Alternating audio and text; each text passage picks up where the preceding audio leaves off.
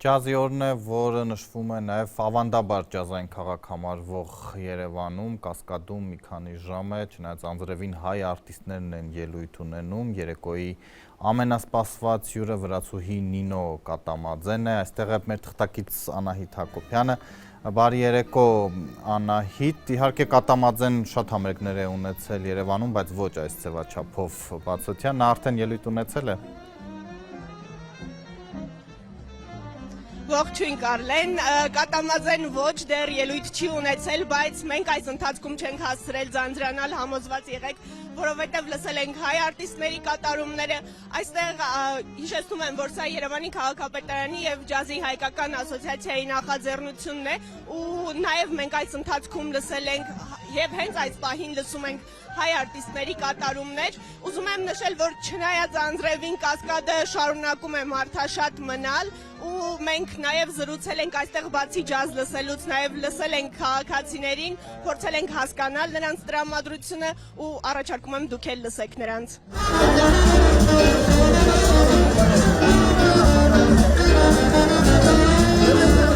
Այսօր ջազի միջազգային օրն է, ոնց եք ձեզ զգում այստեղ,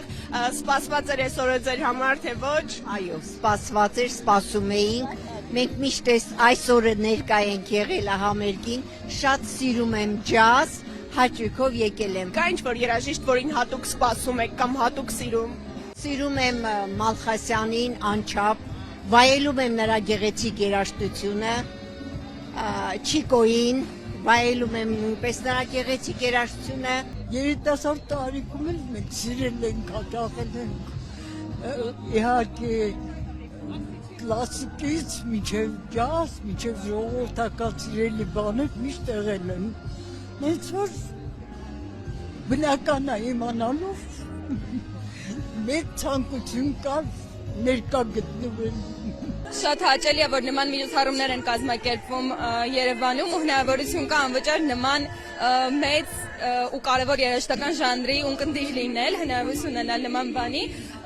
Այսօր եկել եմ կոնկրետ ներկա պահին ելույթ ունեցող Ultraviolet-ի համար ու շատ եմ իրեն սիրում ու ջազը շատ ծանր երաժշտություն է իրականում